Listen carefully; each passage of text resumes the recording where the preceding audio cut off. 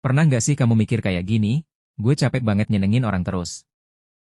Tiap kali gue nolak orang, gue ngerasa bersalah. Atau yang paling parah, kok gue gak pernah benar di mata mereka ya? Kalau iya, maka kamu lagi terpenjara. Bukan di penjara fisik, tapi di penjara penerimaan sosial. Dan buku ini buku berani tidak disukai adalah kuncinya untuk keluar. Sebelumnya klik like notifikasi subscribe terlebih dahulu agar kamu tidak ketinggalan ilmu selanjutnya. Segmen pertama. Ditulis oleh dua orang Jepang, Ichiro Kishimi, seorang filsuf, dan Fumitake Koga, seorang penulis. Tapi ini bukan buku self-help biasa. Ini adalah percakapan antara seorang filsuf dan seorang pemuda yang lelah dengan hidupnya sendiri. Buku ini mengangkat teori psikologi Alfred Adler, yang bilang, hidup bukan tentang apa yang terjadi padamu, tapi bagaimana kamu menanggapinya. Segmen kedua. Seorang pemuda datang ke rumah seorang filsuf. Dia frustrasi. Katanya, orang tuaku gak pernah puas, temanku munafik, dan aku gak bahagia. Si filsuf dengan tenang menjawab, masalahnya bukan pada orang lain. Masalahnya ada pada cara pikir kamu. Selama 5 malam, mereka berdialog. Dan dari sana, muncullah 5 ide radikal yang bisa ngebalik cara kamu melihat hidup. Segmen ketiga. 5 ide yang sangat penting dan bermakna. 1. Semua persoalan manusia adalah tentang hubungan interpersonalnya.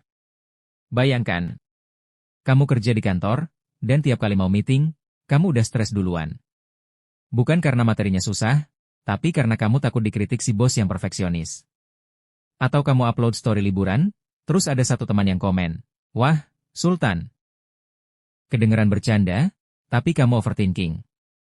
Maksud dia nyindir ya? Kok nadanya kayak sarkas? Padahal, komentar itu gak punya kuasa kalau kamu gak terlalu mikirin. Masalahnya bukan di orang itu, tapi di relasi dan interpretasi kita terhadapnya. 2. Masa lalu bukan alasan. Bukan karena kamu terluka di masa lalu, tapi karena kamu memilih terluka hari ini. Contoh, trauma bukan takdir.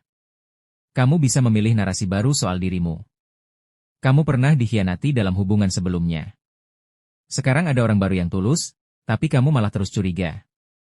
Kamu bilang ke diri sendiri, aku gini karena trauma. Tapi Adler ngajarin, trauma bukan vonis seumur hidup. Kalau kamu tetap hidup dalam ketakutan, itu bukan karena masa lalu mengikatmu, tapi karena kamu memilih narasi itu tetap berlaku hari ini. 3. Hidup adalah tentang di sini dan sekarang. Jangan hidup sebagai korban masa lalu. Kamu bebas memilih saat ini. Stop ngeluh, kalau aja waktu dulu aku begini begitu, Stop. Fokus ke apa yang bisa kamu ubah sekarang. Contoh, teman kamu jago banget di bidang yang kamu suka, misalnya desain grafis. Kamu mikir, wajar, dia kan dari dulu emang anak seni. Tapi gue gak punya bakat. Lalu kamu nyerah bahkan sebelum mulai. Tapi kenyataannya, kamu bisa ambil kursus sekarang, mulai dari nol, dan progres dikit-dikit. Masalahnya bukan kamu gak bisa, tapi kamu masih hidup di narasi lama bahwa kamu bukan siapa-siapa. Hidup itu sekarang. Yang kemarin? Ya udah lewat. Yang besok? Belum tentu datang. 4. Jangan hidup untuk memenuhi ekspektasi orang lain. Tugasmu adalah tugasmu. Tugas orang lain biar jadi urusan mereka. Teman gak suka pilihan hidupmu. Itu bukan masalahmu. Contoh, kamu lagi di fase hidup di mana kamu pengen mulai bisnis kecil-kecilan. Tapi pas cerita ke keluarga, mereka ngomong, udah, cari kerja yang pasti-pasti aja. Jangan aneh-aneh. Akhirnya kamu murung. Bukan karena kamu gak bisa, tapi karena kamu takut gak disetujui. Padahal, hidupmu bukan panggung buat memenuhi naskah orang lain. Orang akan selalu punya pendapat. Tapi kamu juga selalu punya pilihan.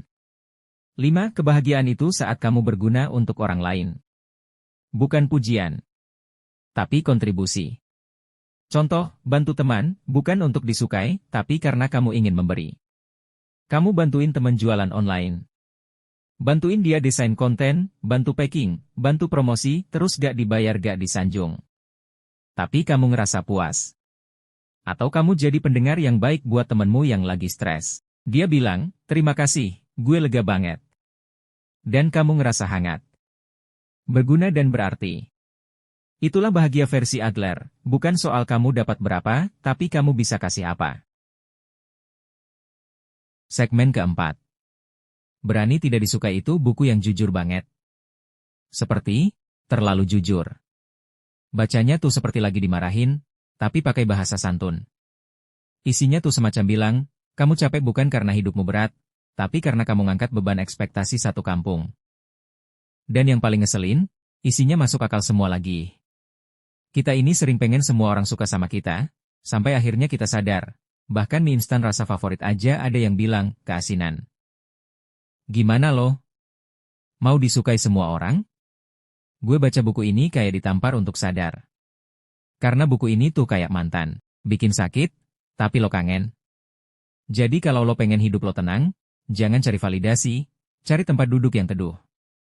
Dan kalau ada yang gak suka sama lo ya udah. Lo aja kadang gak suka sama diri sendiri, tapi masih lo ajak hidup bareng kan? Segmen kelima. Kebebasan sejati adalah saat kamu tidak takut untuk tidak disukai. Kamu tidak hidup untuk memenuhi harapan siapapun. Keberanian untuk bahagia adalah keberanian untuk tidak disukai. Segmen keenam. Apa yang bisa kita pelajari dari buku ini? 1. Kamu bebas memilih jalanmu. 2. Kamu tidak perlu disukai semua orang. 3. Kamu bertanggung jawab atas kebahagiaanmu sendiri.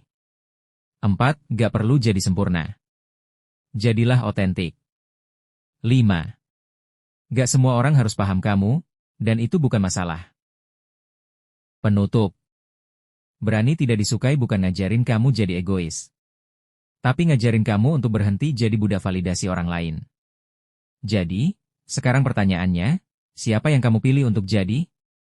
Dirimu sendiri. Atau topeng yang disukai semua orang? Buku ini ngajarin kita satu hal penting. Jadi diri sendiri bukan berarti egois, tapi berani. Dan kadang, keberanian terbesar adalah ketika kita gak takut untuk gak disukai. Kalau kamu suka video ini, like, subscribe, aktifkan tombol loncengnya. Terima kasih.